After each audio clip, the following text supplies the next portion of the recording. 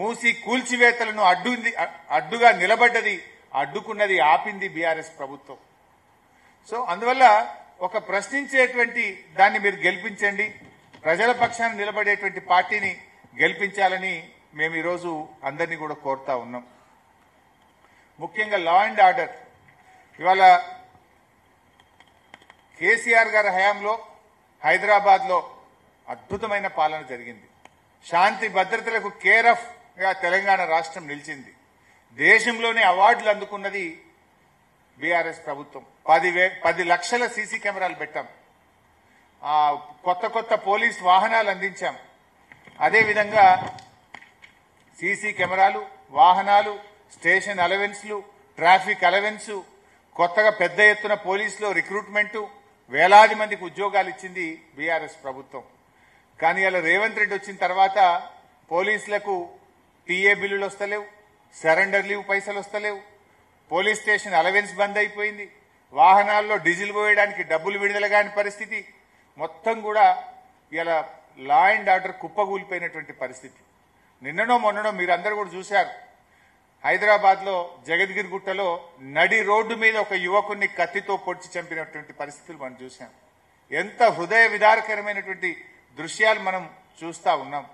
అంటే ఇవాళ రేవంత్ పాలనలో గన్ కల్చర్ మీరు కూడా చూస్తున్నారు. పట్టబగలు తుపాకులతో కాల్చివేతలు. ఎక్కడి నుంచి వస్తున్నాయి ఈ తుపాకులు? కేసీఆర్ గారేమో అగ్రికల్చర్ పెంచితే రేవంత్ రెడ్డి గన్ కల్చర్ పెంచుతా ఉన్నాడు.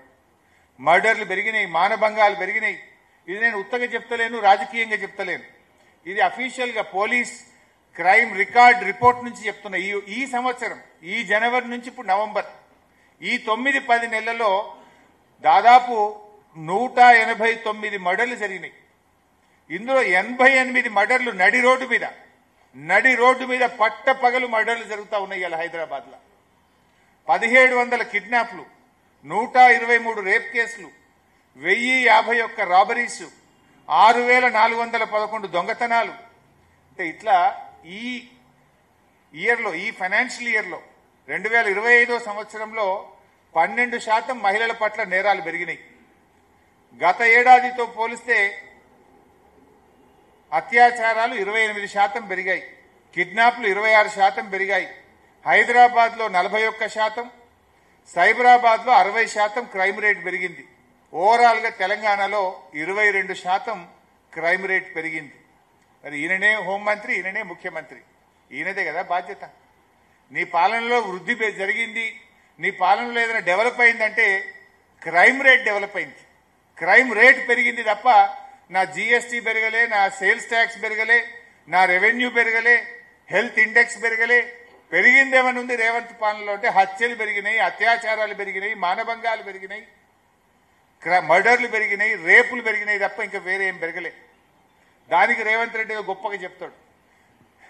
జోక్ ఏంటంటే ముఖ్యమంత్రి గారు పొద్దున్న లేస్తే సెక్రటరియట్ పోకుండా ఎక్కడ కూర్చుంటాడంటే పోలీస్ స్టేషన్. మన రేవంత్ రెడ్డి గారు సెక్రటరియట్ బోర్డు ఎడ కూర్చుంటాడు? పోలీస్ కమాండ్ కంట్రోల్ రూమ్ లో కూర్చుంటాడు. అయితే జూబ్లీ హిల్స్ ప్యాలెస్ ఏదైనా తప్పది అనుకుంటే పోలీస్ కమాండ్ కంట్రోల్కి పోతాడు. మరి పోలీస్ కమాండ్ కంట్రోల్ రూమ్ లో కూర్చుంటే ఈయన హోంమంత్రి నువ్వే, ముఖ్యమంత్రి నువ్వే. ఏనాడన్నా క్రైమ్ రేట్ ఎందుకు పెరుగుతుంది, మర్డర్లు ఎందుకు పెరుగుతున్నాయి, అత్యాచారాలు ఎందుకు పెరుగుతున్నాయో రివ్యూ చేస్తాడా? పోలీస్ కమాండ్ కంట్రోల్లో ఈయన చేసే రివ్యూ ఏదన్నా ఉంది అంటే కమిషన్ల మీద రివ్యూ చేస్తాడు. ఇంకెక్కడెక్కడ కమిషన్లు పెండింగ్ ఉన్నాయి, ఎక్కడెక్కడ కమిషన్లు తొందరగా రాబట్టాలో కమిషన్ల మీద రివ్యూ చేస్తాడు తప్ప ఈ ముఖ్యమంత్రి ఏనాడు క్రైమ్ రేట్ మీద రివ్యూ చేయడిన. చేసుంటే పెరగదు కదా క్రైమ్ రేట్. కమిషన్ల మీద ఉన్న ధ్యాస నీ క్రైమ్ రేట్ మీద లేదు రేవంత్ రెడ్డికి. అరే ఇవాళ కూడా అదే పోలీసులను అడ్డం పెట్టుకొని మా నాయకుడు మరి జనార్దన్ రెడ్డి గారి ఇంటి మీద ఇవాళ దాడి చేసి నానా బీభత్సం సృష్టిస్తున్నారు. మా ఎమ్మెల్సీ రవీందర్రావు గారి ఇంటి మీద దాడి చేసి నానా బీభత్సం సృష్టిస్తున్నారు. అంటే ఏంది, మీరు ఏం చేయదలుచుకున్నారు?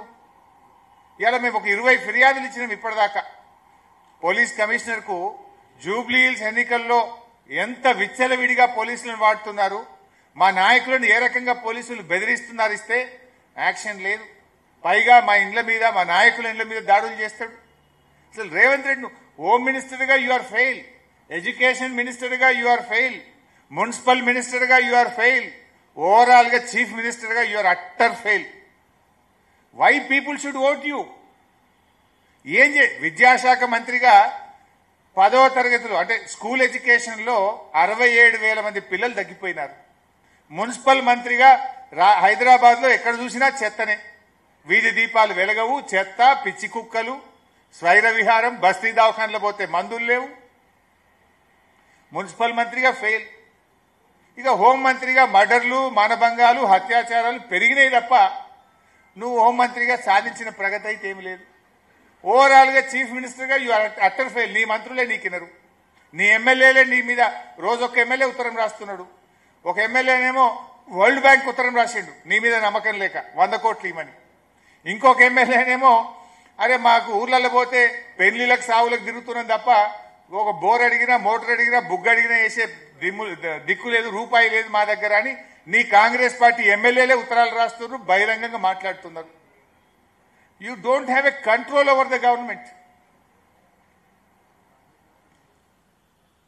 ఈరోజు బీఆర్ఎస్ పార్టీ ఎందుకు ప్రతిపక్షం బలోపేతం కావాలి?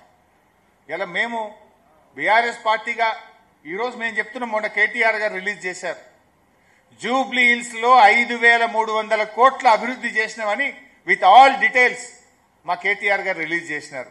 నువ్వేం చెప్తావు? ఒక ఫ్లైఓవర్ కట్టినావా జూబ్లీ హిల్స్ లా? ఒక ఇల్లు కట్టినావా జూబ్లీ హిల్స్ లా? ఒక దవాఖాన కట్టినావా జూబ్లీ హిల్స్ లా? నువ్వు ఏం చేసినావు జూబ్లీ హిల్స్ లా? చెప్పుకోవడానికి ఏమీ లేదు. Literally you are blackmailing. అదే బీఆర్ఎస్ పార్టీ మేమేం చేస్తాం, 9.5 ఏళ్లలో ఎంత అద్భుతంగా ఈ రాష్ట్రాన్ని అభివృద్ధి చేసినామో ప్రజలకు చెప్పాం. ప్రజల కళ్ళ ముందుంది, ప్రజలు దాన్ని అనుభవిస్తున్నారు.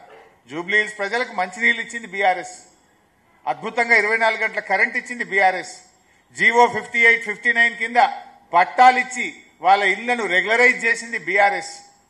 నువ్వు మాత్రం ఆ ఇళ్లను కూలగొడుతున్నావు బుల్డోజర్లు పెట్టి. హైడ్రా పేరిట భయకంపం సృష్టిస్తున్నావు. నువ్వు నిద్రపోకుండా చేస్తున్నావు పేదల్ని, బస్తీ ప్రజల్ని. అదే బీఆర్ఎస్ ఇవాళ నాడు అభివృద్ధి చేసింది, నేడు ప్రధాన ప్రతిపక్షంగా బీజేపీ అయితే పత్తా లేకుండా పోయింది. బీజేపీ ఏం పట్టించుకోలే, 8 ఎంపీలు గెలిచినా బడ్జెట్లో గుండు సున్నా. ఈ రాష్ట్రానికి ప్యాకేజీ రాదు, మెట్రో రైలుకు పర్మిషన్ రాదు. బీజేపీ కనీసం ఎరువులు కూడా సరఫరా చేయదు. బీజేపీ ఇయ్యది, రేవంత్ రెడ్డి కొట్లాడాడు, ఇద్దరు ఒకటే. కానీ బీఆర్ఎస్ ఈరోజు 2 సంవత్సరాల్లో ఆనాడు అధికారంలో ఉంటే అభివృద్ధి చేసి చూపాం, సంక్షేమ కార్యక్రమాలు అమలు చేశాం, దేశానికి రోల్ మోడల్గా తెలంగాణ నిలిపాం. దేశం తెలంగాణను చూసి నేర్చుకునే విధంగా ఈ రాష్ట్రాన్ని కేసీఆర్ గారి పాలనలో నడిపించాం. మనం మిషన్ భగీరథ పెడితే దేశం హర్ ఘర్ కో జల్గా దేశం మొత్తము అమలైంది. మనం 1962 పెడితే దేశం మొత్తం 1962 అమలు జరిగింది. మనము చెరువుల పునరుద్ధరణ కార్యక్రమం చేస్తే దేశం మొత్తం అమలు చేసింది. అట్లా అనేక కార్యక్రమాలు దేశానికి మోడల్గా నిలిపాం. ఈరోజు ప్రతిపక్షంలో కూడా ప్రభుత్వాన్ని నిద్రపోనిస్తలేము. 6 గ్యారంటీల మీద అడుగడుగున నిలదీస్తున్న